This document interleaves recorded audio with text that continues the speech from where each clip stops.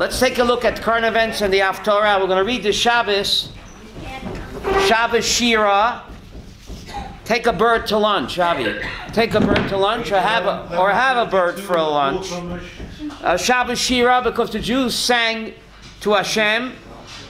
So why do you feed the birds for on Shabbos? We express Hakarat HaTov, because how did we know that HaKadosh Baruch Hu loves to be sung to? The highest form of service is Shira. How did we learn that? Elisheva from the birds. The birds taught us to sing. They're always singing to Hashem. So therefore we express gratitude to the birds by feeding them, right? This Shabbos. But the bird is a bird brain. Does the bird know why we're feeding it, Billah? He's a bird brain. The bird know we're feeding it, Hakarat HaTov. So Hakarat HaTov is not for the birds, it's for us. In order to refine my character, to refine my neshama, I must express gratitude. So it's not for the birds, Avram. My neshama needs Hakarat HaTov. So we're expressing gratitude to someone or something. It's not for the other. It's for whom? The guy in the mirror. My neshama, to receive her tikkun, needs to express gratitude. So therefore it's accustomed to feed the birds the Shabbos, Hakarat HaTov. But let's analyze, compare the Haftorah and the Parsha. In the Parsha, it says Moshe Rabbeinu sang. Yashir, no, he will sing. Moshe and the Jews sang. But in the Haftorah, if you look at the Haftorah of Parshat B'Shalach, it says Vatosha Devoro Barak ben Avinoam. So here, Devorah sings before Barak. Vatosha Devora Barak ben Avinoam. They sang a duet. Devorah and Barak sang a song to Hashem. So ladies first. Here, Devorah is put before Barak. So can you hear a lady singing, Avram? It's a problem, no? So how come Devorah is singing together with Barak? Ray, is that a problem? Men and women singing together? And we see in the Parsha, Miriam sang separately with the women, and Moses sang separately with the men. Over here in the Haftorah, it says, Vatosha Devorah Barak, they sang together. So that's not a problem, because Devorah and Barak were what? Husband and wife.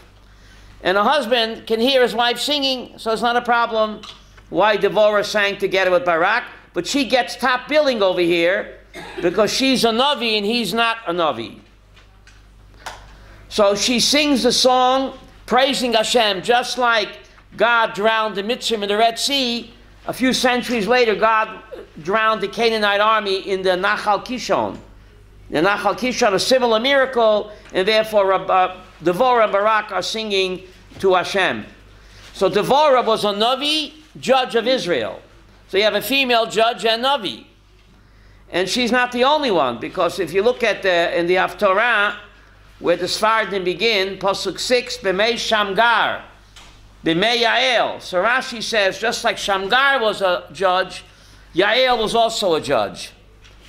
So we only know about Devorah being a judge, but Rashi says that Yael, the one that was the heroine of the story when she knocked off Sisera, she also was what? A judge of Israel. So you see, there were few judges, female judges in Israel. Not just Devorah, but Yael herself was also a judge in Israel. And she's the heroine of the story over here, where she knocks off Sisera. She knocks off Sisera. So why does Hashem make the miracle through the hands of women over here? Devorah, Yael. What's it all about over here? So let's take a look at the Haftorah. Devorah, I'm going to read this Shabbos. Isha Neviah Eshet Lapidot. Devorah was a prophet lady. Is he running for office? Eshet Lapidot. Not Yair Lapid. She was, what does Eshet Lapidot mean? A fiery lady. She was a fiery lady, Devorah was. So her husband was Barak. She sent a message to Barak. He was a general. When she sends a message, a husband and wife, right? So why does she send a message to him? See Pasuk 6 in the beginning of the Torah. Vatishlach vatikra leBarak. She sends a message and she calls her husband to go fight, because he's a general. He's out in the field. So she sends him a message. Don't wait around for the enemy to attack you. Attack the enemy first. So current events, instead of sitting around by the Gaza border and waiting for the terrorists to terrorize us, 3,000 years ago, Chanok, Devorah sends a message to the IDF, you go out and strike. What are you sitting around for? Pretty amazing, right? To the new chief of staff, we have a new chief of staff now, right? So she tells her husband, what are you sitting around and waiting for the enemy to attack? Go out and attack him first. So it looks like the women over here, they have more courage than the men. It's pretty incredible. She's the one that gives him courage. And he tells her in Pasuk 8, what does Barak tell her? If you go with me, I'll go. If not, I'm not going. Pretty amazing, right? So she says, yes, I'll go along with you to the battlefield, but the victory will not be yours. In verse 9, Hashem is going to hand the victory into the hands of what? B'yad Isha. Yimkor Hashem at Sisera. Sisera, the chief of the terrorists, the Arafat of his day, will be handed over into the hands of what? Of a woman. Now, who was the woman? Yael. Yael, Eshes Chever Akeni, she gave Arafat a sediment headache number 9. She really gave him, Daniel, a splitting headache. Literally a splitting headache. Get it? God works in mysterious ways, right, Nachum? You never know. But before she did it, the Talmud makes an amazing statement that she actually seduced him first to tucker him out, and this way he'd be vulnerable to be what? He killed. Problematic. She's a shofetet, a married woman committing adultery to what? To save the Jewish people, like Esther did. Right? Like Esther did also. Right? So very problematic what she did, but she felt that she had to do this, otherwise he would escape and come back from Gaza with 50,000 more terrorists. So to save the Jewish people, she did this act of adultery, l'shem shamayim, and this way the Jewish people were saved. But what was she doing there on the battlefield? This was a battlefield. What is she doing there? It's an amazing pasuk in the Haftorah in verse 11. You look at Shoftim, chapter 4, verse 11. The Navi seems to tell us something very strange. Her husband, Chever, he moved. They moved. See that verse 11? Chever Akeni Nifrad Mikayim Nechovav.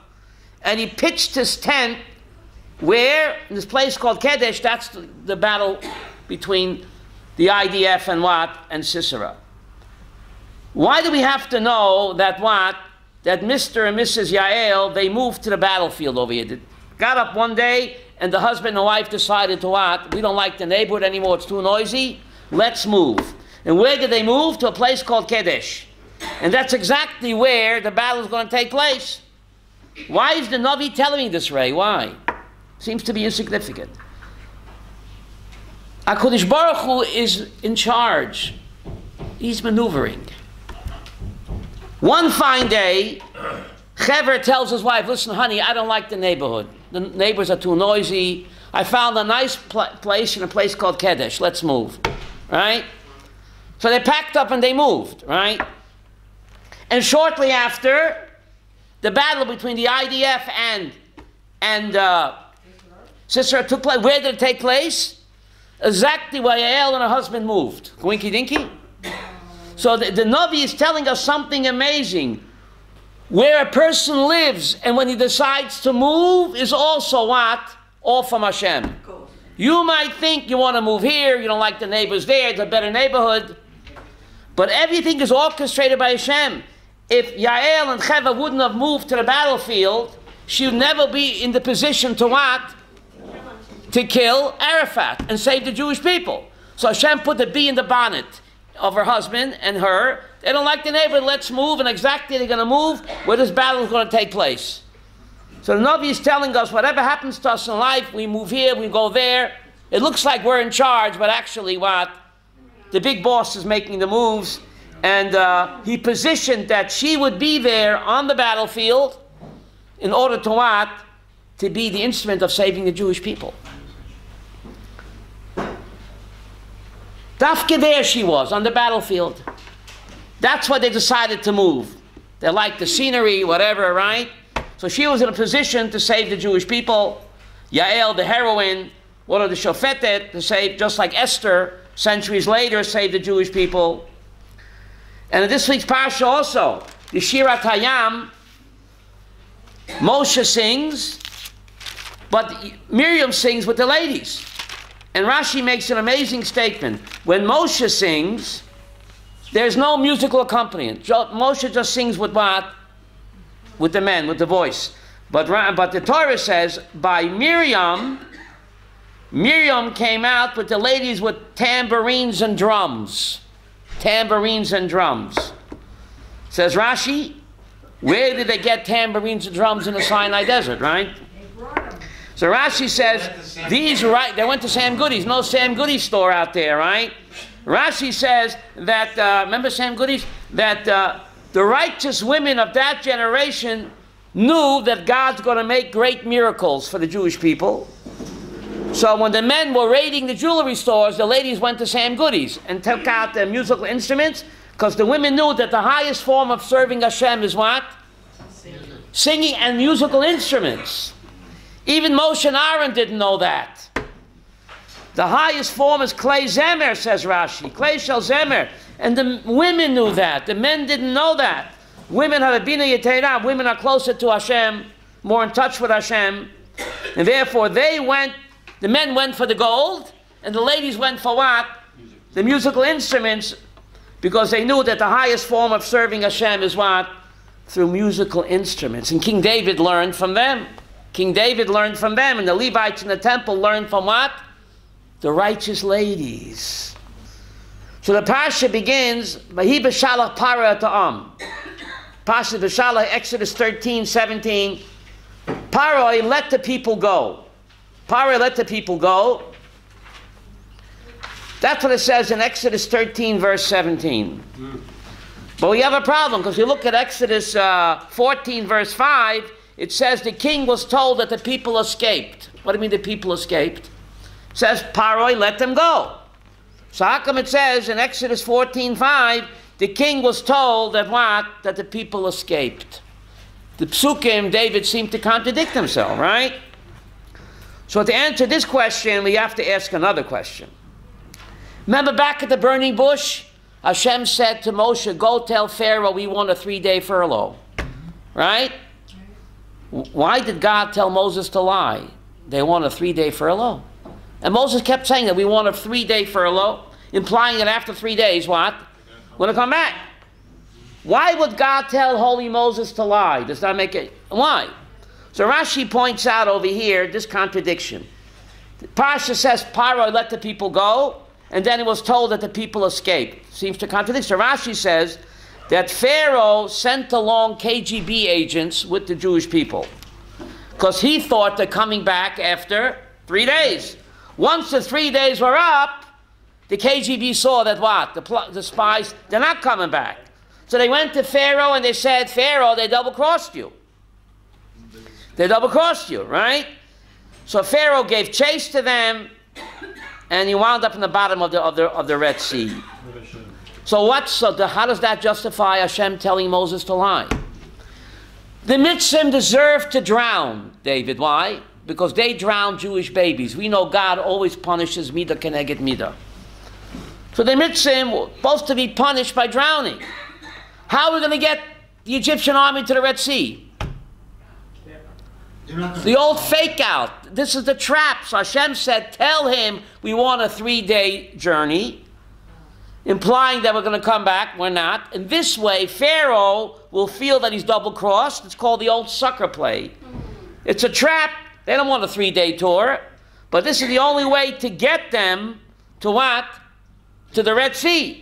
And they have to drown, because God always punishes midah keneged midah, measure for measure. So this is why Kodesh Baruch Hu told Moshe to lie to him. Pharaoh and the Egyptians deserve to die. All's fair in love and war. Who said that, Evelyn? All's fair in love and war.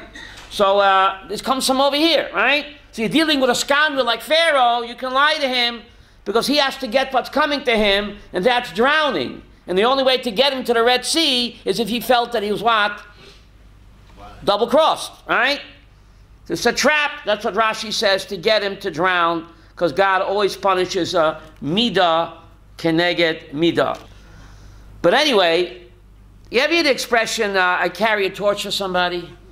I grew up in Brooklyn. When you had a crush on somebody, Dave, you didn't say that? You carried a torch for somebody? You didn't say that? You never heard that?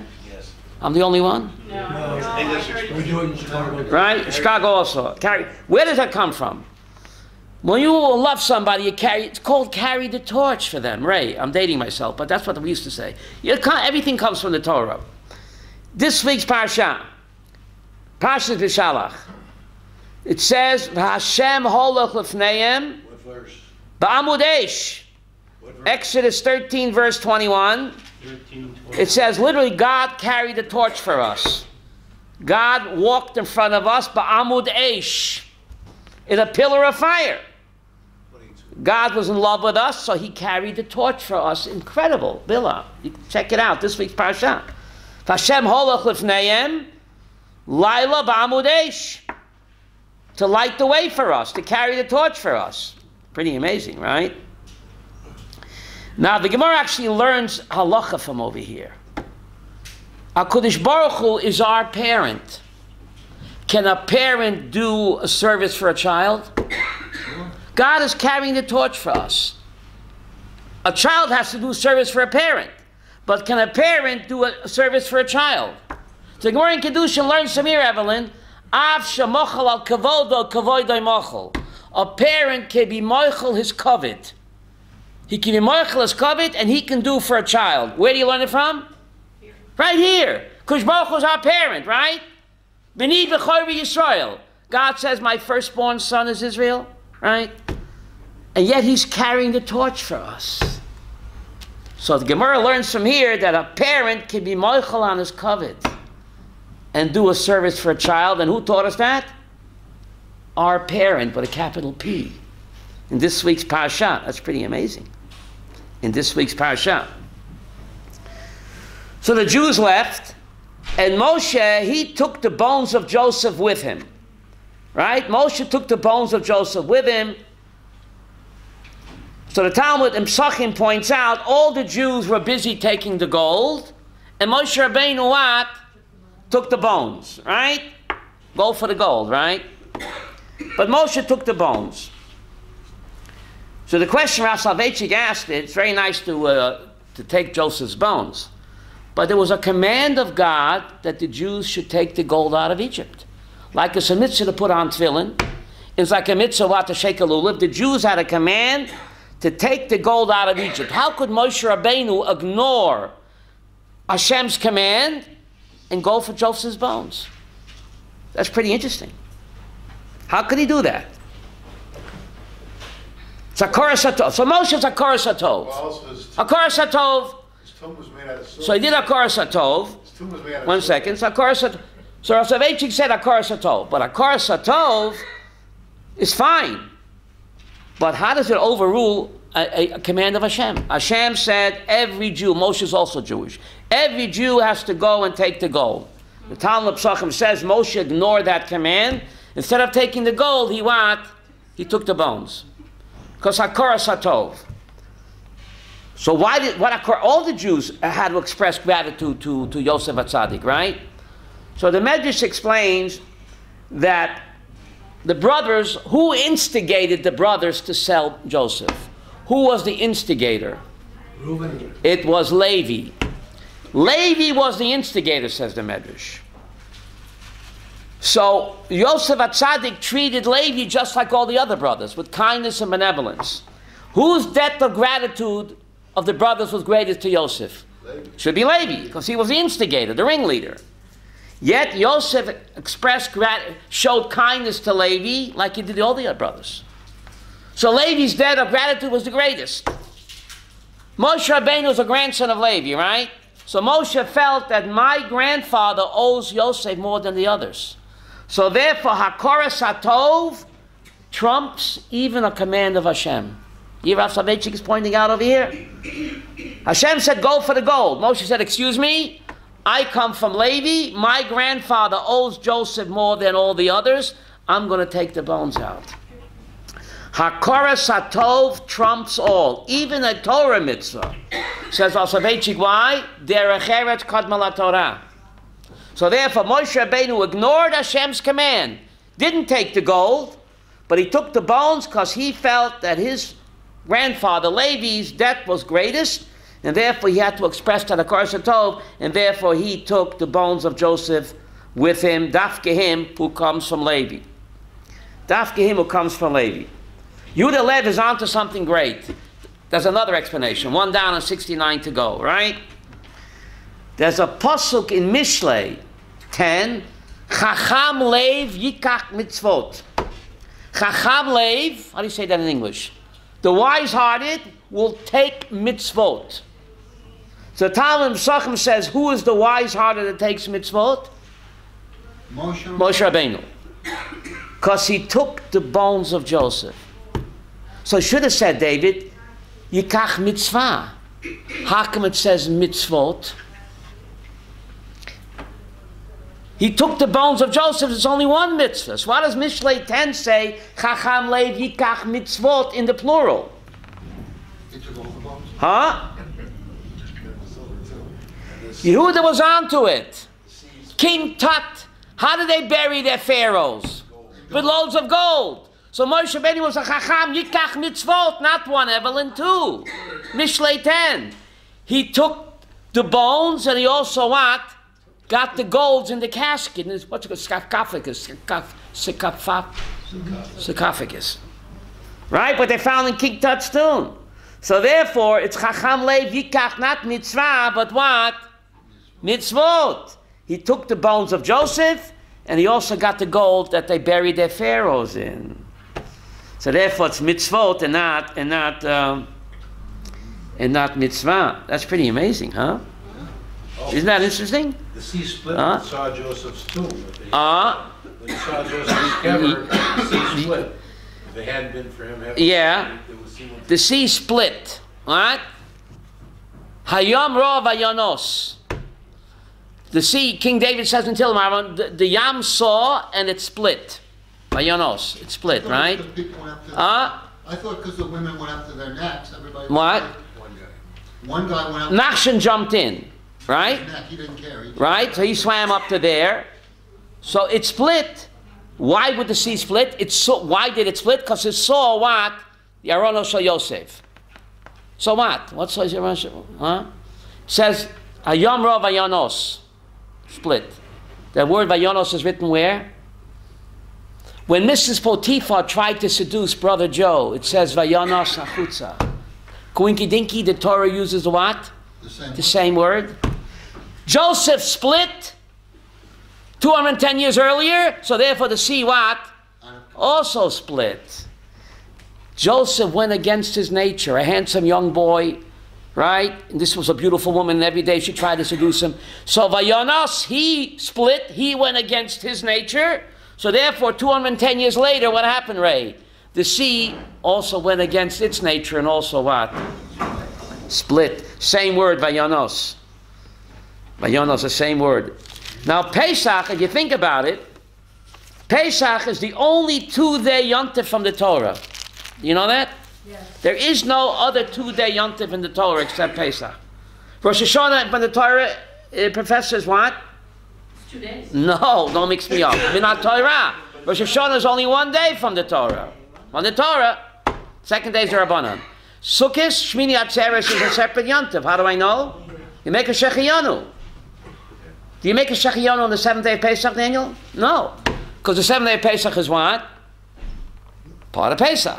But Shmini Atzeres is a separate Chag, therefore you make a Shechiyanu.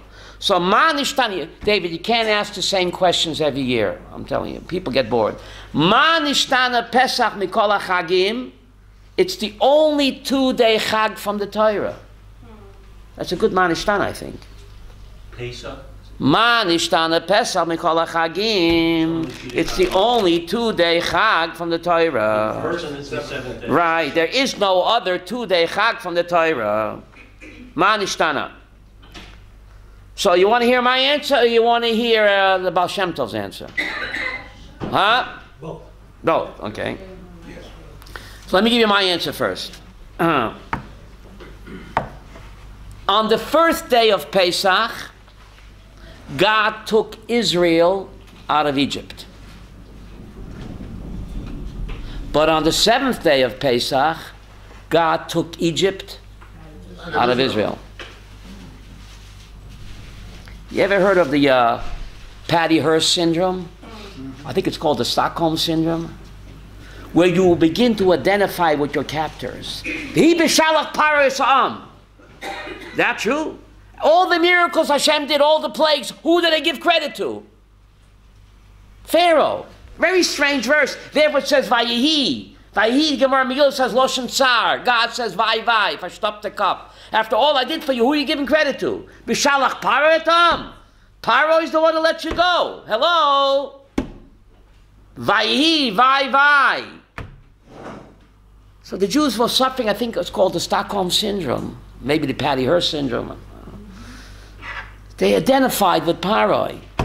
So the first day of Pesach commemorates God took Israel out of Egypt.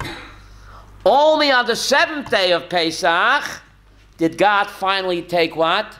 Egypt out of Israel. How do I know I'm right? Rashi says Pi Achirot. They camped by the Red Sea in a place called Pi Achirot. What is Pi Achirot? The mouth of freedom. Says Rashi, Achshav Nasa b'nei Chorin. Wait a minute, Bill, I'm mixed up. What do you mean, Achshav? We left a week ago. Why only at the Red Sea does Rashi say the place near the Red Sea where they camped 7 days later is called Pi Achirot, the mouth of freedom? Says Rashi, Achshav Nasu b'nei Chorin. Now we became free, Daniel. We became free a week ago when we left Egypt. But this, my idea, what Rashi's saying, that yes, the first day of Pesach we commemorate that God took Israel out of Egypt. But we still had that syndrome. Only at the Red Sea, Achshav, Nasa b'nei Chorin, says Rashi, 7 days later. So the seventh day of Yom Tov is to commemorate that God finally took what? Egypt out of Israel. And therefore, the Red Sea is called Pi Achirot. Only now did it finally become true when this mentality, this syndrome was finally broken. And therefore, Pesach is a what? Only 2-day Yom Tov. Rabbi, wouldn't the syndrome really apply to the 80% of the Jews? The 80% of Jews who stayed behind. But it says, B'shalach Paro. Even the Jews that left, they still gave credit to Pharaoh. Strange, that's what the Pasuk says. So God had to snap that, and that was only at the Red Sea, and therefore we have the first day Yom Tov in the Torah, and we have the seventh day Yom Tov in the Torah. Baal Shem Tov gives another explanation of why Pesach is the only 2-day Yom Tov from the Torah. One of the Ani Mamons is to believe in the coming of the Mashiach. The Rambam says if you don't believe in the coming of Mashiach, the person is called a heretic, he's a kofar b'ikar. So believing the coming Mashiach is the ikar of Judaism. The last time I checked the Sefer HaMitzvahs, I didn't find it there. The Rambam says that believing Mashiach is the ikar of Judaism, so how come it's not anywhere in the Sefer HaMitzvot to believe in the coming of Mashiach? Because the ikar of Judaism, shouldn't it be in the Sefer HaMitzvot? Says the Baal Shem Tov, the first day of Yom Tov, Pesach, we commemorate the Exodus from Egypt through Moshe Rabbeinu. The last day of Pesach, we commemorate the final redemption through Mashiach. So therefore, Pesach is a 2-day Yom Tov. Therefore, Baal Shem Tov came up with the Sudas HaMashiach that you have on the 7th day of Pesach, the Sudas HaMashiach. And Shvi Shal Pesach is a mitzvah in the Sefer HaMitzvot. So according to the Baal Shem Tov, when we are celebrating the 7th day of Pesach, what do you have to have in mind? Mashiach. The first day of Pesach is to commemorate the first Gula from Mitzrayim, and the final day of Pesach, says the Baal Shem Tov, is to commemorate the final Gula through Mashiach. So therefore, there's a separate Yom Tov, 2-day Yom Tov. Because otherwise, where do you have the belief in Mashiach in the Torah? To Ikra Yahadut.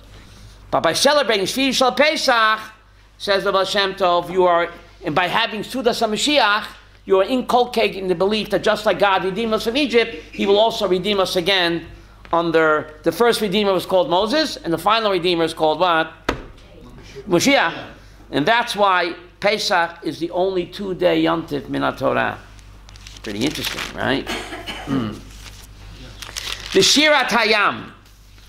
The Shirat Hayam, this is called Shabbat Shira, says, then Moshe and Israel will sing Genesis 15:1. I don't know how the English has it, but it says Az Yashir. Chose to sing this song. No, will sing. It doesn't say any other. Yashir, any Opan teacher Avram, it should have said Shar. What do you mean will sing? So the Gemara in Sanhedrin 91, Mikan Tchiyat HaMesim min HaTorah. From here you learn out that there'll be resurrection of the dead from the Torah. That Moshe and the Jewish people will be resurrected and they will what? Will sing in the future. So in the Shirat Hayam, is implied what? Tchiyat HaMesim. And this fits in what the Baal Shem Tov said. When did we sing Shirat Hayam? Shvi Shal Pesach. You said Shvi Shal Pesach is all about Ray believing in the coming of the Mashiach. The coming of Mashiach involves what? Tchiyat HaMesim. So therefore the Shirat Hayam, which is sung on the Shvi Shal Pesach, implies the resurrection of the dead, because that's the song of the final redemption. Az Yashir. Then Moshe and the Jewish people will sing again. In the Messianic era, there'll be Tchiyat HaMesim, and therefore the word is written in the future and not in the past. Yashir, not Shar. In the next Parshat says, I shall sing to Hashem who is exalted. Yeah. The translation from this translation says, I will sing to the Lord, if he is trying. But Yashir is Lashon Atid, and Tchiyat HaMesim, and that ties in with what? Shvi Shal Pesach, which is all about the Messianic era, which the Messianic era includes what? Tchiyat HaMesim. Right? Includes Tchiyat HaMesim. So here the Jews sing about the Shira and praising HaKadosh Baruch Hu, praising God. And then they're flying high, Ray. They're on cloud 9, singing to God. The Medrash says a lowly maidservant saw more of God than your prophet Yechezkel. But what happened a few days later? Avram, what happened? 3 days later, what happened? No water. No water. They become bitter. They were bitter.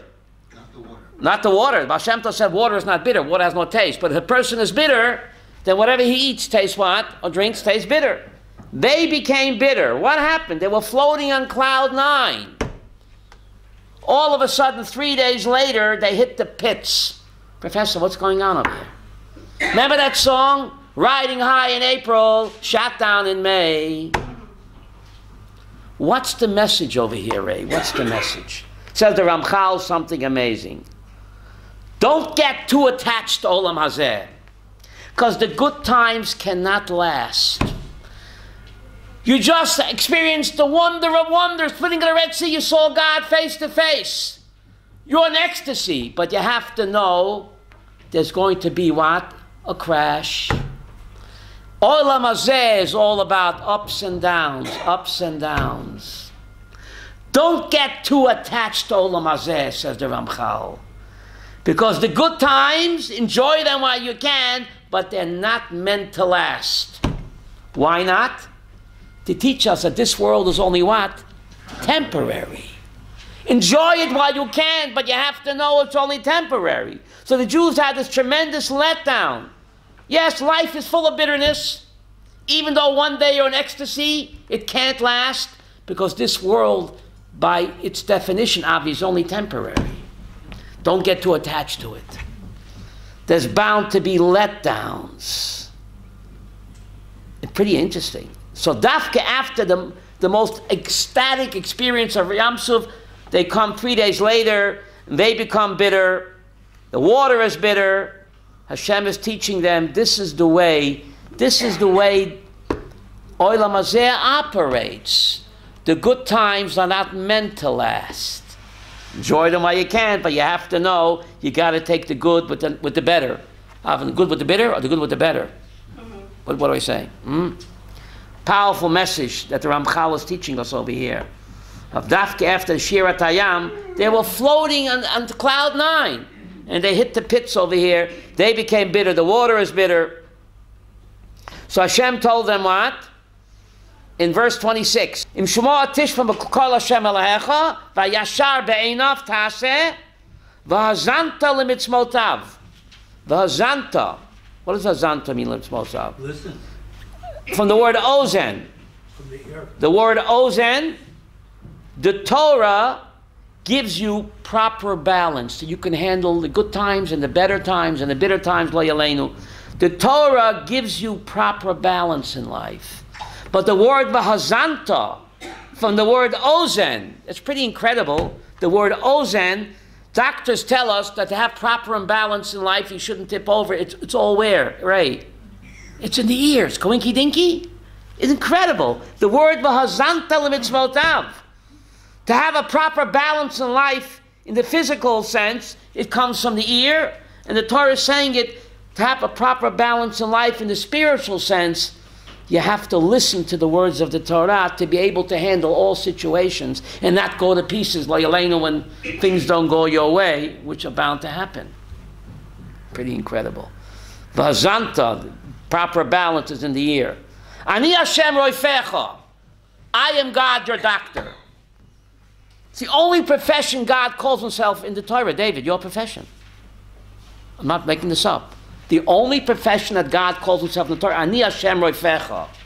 I am God, your doctor. Therefore, every Jewish mother wants her son to be what? A doctor. Because it's God's profession. Ani Hashem roifecha. I am God, your doctor. Why does God describe himself as such? I am Hashem, your doctor. A doctor sometimes has to perform painful surgery. It looks like the doctor's being cruel, right? It looks like he's being cruel when he's doing painful surgery. Is he being cruel? No. He's being kind. So God said, if you trust Dr. Goldberg or Dr. Schwartz, you can trust me. All affliction in life is what? It's surgery. It's surgery. Ani Hashem roifecha. I am Hashem, your doctor. Just like a doctor has to perform painful surgery, but that's for the patient's benefit. So Le'eleinu, all suffering in life, says the Priya Tzaddik, Rav Tzadok HaKohen, is all in what? As a refuah. But that's the irony, Avi, that the affliction of the body is the refuah of the soul. God is our doctor. He's concerned with our spiritual health. So sometimes Le'eleinu, the body has to be afflicted. That's the cure for the neshama. That's the irony of it. That's verse 1626. Good year, thank you. 1626, right? 1526. Slicha, 1526. Kani Hashem roifecha. I am God, your doctor. You look at the verse very carefully. It's an amazing verse according to Rav Tzadok HaKohen. It says, all the sickness which I send in Mitzrayim, I won't send on you because I am Hashem, your doctor. David, you understand this verse? If God won't send us no sickness, what do you need a doctor for? What do you need a doctor? Is there a doctor in the house? And the person is sick. But the Pasuk says, I won't send you any sickness. So if it won't send you any sickness, why do you need a doctor for? David, are you with me on this? Yeah. You're a doctor, you should understand. For the Goyim and for the Jews who don't believe. Says the Ramchal. Look at the verse very carefully, very carefully. All the sickness I place, doesn't say God will not send sickness. But the sickness that I send in Egypt, I won't send on you. When God sends sickness on non-Jews, that's a punishment. But when God sends sickness on the Jewish people, that's B'Torah's refuah. The sickness that I send in Egypt, I won't send on you. For them, it's a punishment. But le'aleinu, for you, ani Hashem roifecha. So every machla le'aleinu that comes for a Jew is not a punishment. It's the Torah's refuah, says the Ramchal.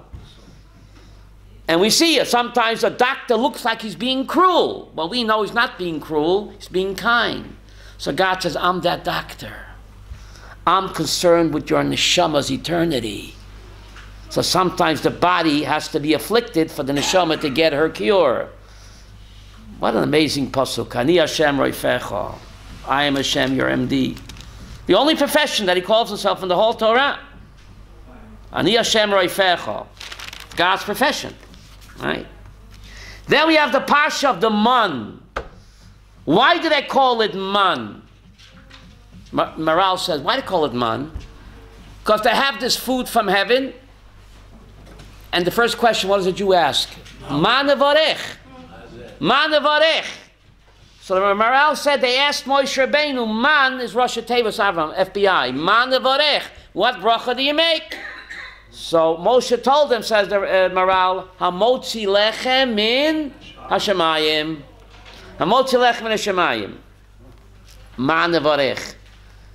You know why Jews love ice cream so much? Use cream, ice cream, Ben and Jerry's.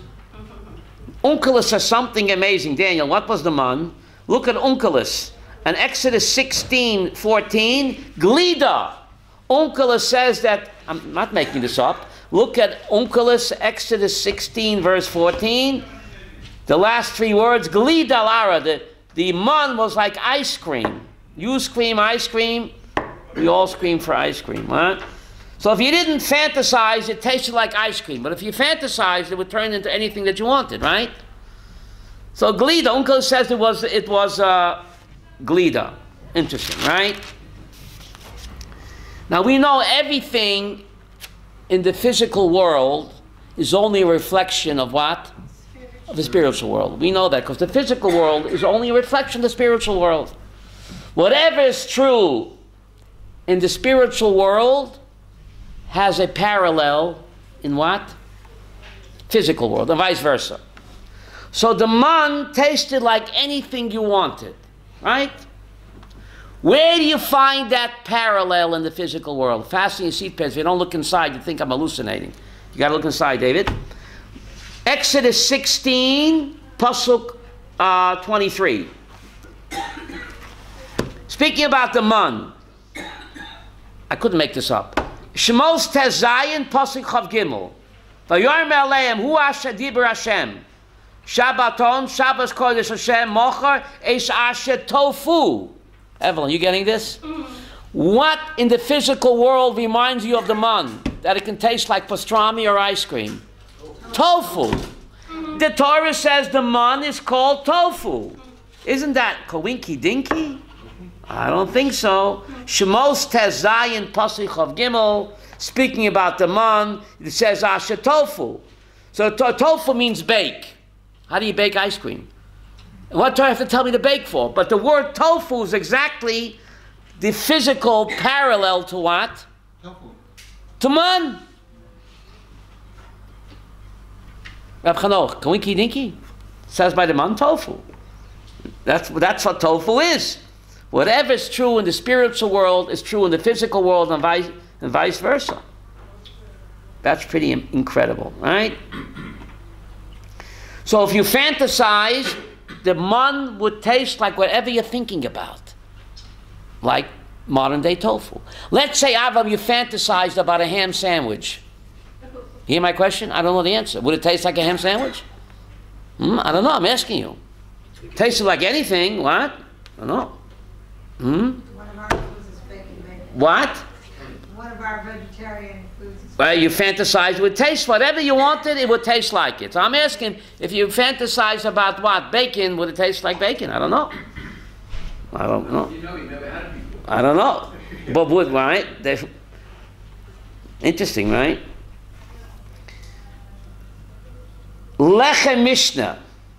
Lechem Mishnah. On Friday, they had a double portion. A double portion of man on Friday. Therefore, we have 2 challahs on Friday night and Shabbos, right? Rashi says, Lechem Mishnah, Lechem Mishuneh. Ota hayom nishtana l'shevach berecha v'tamo. The same food, the same cholent Avram, and the same kishke that you eat on Shabbos, does it taste the same on Friday or Sunday? There's a special ingredient that the food, the same food that you eat, tastes extra special when? On Shabbos. Because it's lechem mishuneh, says Rashi, on Shabbat nishtana l'shevach berecho v'tamo. So therefore, the same foods that you eat on Sunday, on Shabbos it doesn't taste the same. So why do they cry for meat? That's a very good question. Why did they cry for meat? Why did they cry for meat when what? When the man would taste like what? Anything you want. Anything they want. Very good question. When I order a pastrami sandwich, I like to see the schmaltz dripping. Now, the man looked like white little sesame coriander seeds. What on the challah? What do you put on the challah? Why do you put the white seeds on the challah? It looks like man. It was white seeds. Crystals, white crystals. So if you fantasize hard enough, the white crystals will taste like what? Pastrami. But you don't see the schmaltz and the mustard and the fried onions. And sometimes you will get a headache if you concentrate too hard. A major portion of the food is the what? To see it. They just saw these white crystals every single day, Daniel, for 40 years.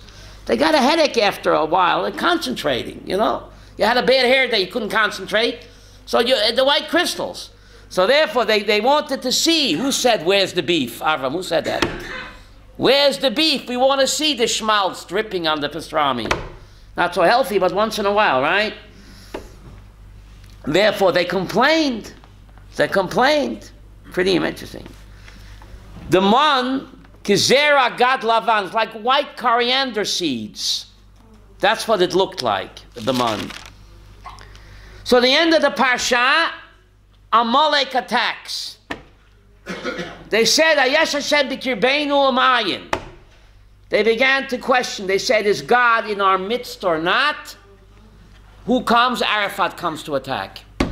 When Jews begin to question if God's in charge, then lo yaleinu, we have what? Amalek. But how could they do that, Avram? They just experienced the greatest miracles. Man, donuts from heaven, right? All the 10 plagues, all the makot, the splitting of the Red Sea. How could they question, is God in our midst or not? What are they? Fashtop the cup, Mickey. Is God in our midst or not? You're just coming out of Egypt. You just left the Red Sea. Your feet are not even wet. How could they question if God is in our midst or not? Does it make any sense? Over the meat? Doctor, does it make any sense? Only over the meat, I don't know. Says the Ramchal. Hayash Hashem b'kirbeinu. What does the word kishkas mean? Is God in our kishkas or not? They thought God is only concerned with the big ticket items. Splitting of the Red Sea, donuts from heaven. But is God concerned what I do with my little life? What I do behind closed doors? Is God really there? Yeah. That's what they question. He's too busy, chas v'sholom. He's into the big ticket items. God is not just concerned, Evelyn, with the big ticket items. But what I do in my little life, what happens behind closed door, God is very much there. Bikirbeinu. Karev, and he means a kishkis. When Jews begin to doubt that, then chas v'sholem vayovei Amalek. Whatever happens to us, it's all HaKadosh Baruch Hu. He's in charge. And when Jews begin to doubt that, then chas v'sholem what? Vayovei Amalek. In Parshas Kiteitzei, where the Amalek is repeated, there the Torah says, be honest in business, and right after that you have the Amalek story again. So Rashi asked the question, Daniel, what has being honest in business got to do with Amalek in Parshas Kiteitzei? So Rashi says, if you swindle your customers, you cheat them, then beware of Hamas attack. Rashi, I'm confused. Over here, you tell me, why is the Parsha of Amalek next to, they said, is God in our midst or not? Therefore Amalek comes. In Parshas Kiteitzei, Rashi says something else. If you swindle and cheat in business, then Amalek comes. Make up your mind, Rashi. Is it because you don't believe God's in your midst that Amalek comes? Or is it because you swindle your customers? Amalek comes. Beautiful, Benish. You know what Benish just said? The Benish says the same thing. If you really believe God is in your midst, if you really believe God is controlling everything, I wouldn't need to swindle my customers. Because whatever I'm supposed to get, I'll get anyway. If you have to swindle and cheat, that means you don't believe God is in my midst. Because if you did, well, you wouldn't have to swindle. It's the same reason, Bainish. Thank you. It's a good thing you came today. Yiddish, Evelyn, it's the same reason. If a person doesn't believe that God's in his kishkis, then he thinks he has to swindle. But if he knows that God's in charge and whatever happens to him, it's all Hashem, I don't have to swindle my customers. Whatever's coming to me will come to me anyway. But if you want to swindle, you don't believe that God's in charge. It's one of the same reason. Trying to get more portion of mana? What do you mean? Every person got their portion of man, right? But some tried to take more. But when they came home, they measured, it's all the same. Right? They measured, it's all the same. Guy took a lot, a guy took little. When they got home, beautiful. Chanoch, you're cooking with gas, man. The Torah says a guy gathered 100 kilo, and a guy carried a half a kilo.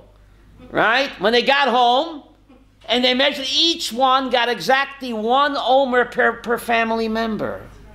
That's the same idea. Beautiful. You think you're taking on your own? You do a shtadlus. It's up to him. You have to go through the motions, of course. But whether you have a lot or a little, it's all him. So the Manavram, whether they collected a lot or collected a little, they got home. The Torah says they measured, each one got an omer. Beautiful. That God's in charge of parnasa. Of course you have to make ishtadlut.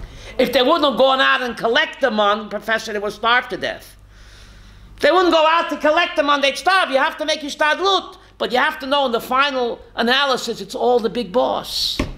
That's the message of the man. And the message of a Jew doesn't believe that God's in charge. Even what goes on in my private life, then lo yaleinu, that can lead to Amalek.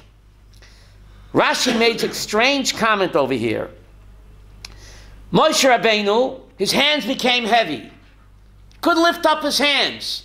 So imagine the spectacle. He had to have Aaron and Hur, who was his brother and his nephew, right? Supporting his hands. So Rashi, why did Moshe Rabbeinu have to go through such a humiliation that he couldn't keep up his hands even? Rashi makes a very strange comment. V'shvil shenit atzel b'mitzvah, because Moshe was lax. Rashi says nitatzel. How do you say nitatzel in English? Lazy. In the mitzvah, and he appointed Yeshua instead of his place, therefore his hands became heavy, he couldn't keep him up. Which mitzvah was he lazy in, Professor? Which mitzvah? Defending Eretz Yisrael. He appointed the head of the IDF, he appointed Yeshua ben Nun. He should have gone himself, says Rashi. Yiddish? He should have gone himself. Mechemet mitzvah, he didn't go himself. Nisatzel b'mitzvah, therefore he suffered this humiliation. It's an amazing Rashi over here. That serving in the IDF, even though you're a Rosh Yeshiva, you have to go. Now Moshe, why didn't Moshe go himself? There are 2 types of mitzvahs, Billah. There's a certain mitzvah I can make a shliach. A certain mitzvah I can't. I could make a shliach to shech the korban pesach for me. You know that? And it's just like I did it. I can make a shliach to say kiddush for me, for havdalah, to blow shofar for me. It's like I did it myself. Can I make a shliach to put on tefillin for me? No.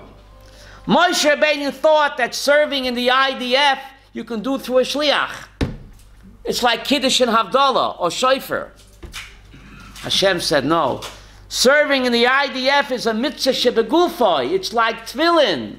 You can't appoint Yeshua ben Nun to be your agent. You, Moshe Rabbeinu, even though you're the Rosh Yeshiva, you have to go and serve in the IDF. It's a mechemet mitzvah, and everybody has to go. And because you didn't go, says Rashi, he suffered the humiliation of having the spectacle. He couldn't even keep his hands up. It's open. Rashi's very Haredi, right? But that's what Rashi says over here. Moshe thought it's a mitzvah, like Kiddush and Havdalah, like Shofar, you can make a shliach. So the Torah is teaching that serving in the IDF is a mitzvah shebegufoi, like tefillin. You cannot appoint a shliach. And Lubavitcher Rebbe said that anyone serves in the IDF is doing mechemet mitzvah 24/7. That's what he said in the Farbrengen. Any Jew that serves in the IDF is doing mechemet mitzvah 24/7. That's pretty incredible. But some people say, don't confuse me with the facts. My mind is made up. Yes? Contradicts Yitro. Yitro said you should delegate certain things you can't do. No, delegate authority as a judge. So certain mitzvahs you can delegate authority, but not serving in the IDF, not putting on tefillin. A judge can delegate authority. That's a mitzvah you can make a shliach, like a shliach to blow shofar for me, or to make kiddush for me. But serving in the IDF is like putting on tefillin. I have to do it. And Moshe didn't do it. Rashi said he was punished with the humiliating sight that all the Jews pointed, he couldn't even keep his hands up. What a powerful Rashi. Sunday we're off. This Sunday we have off. We meet again on next Thursday, right?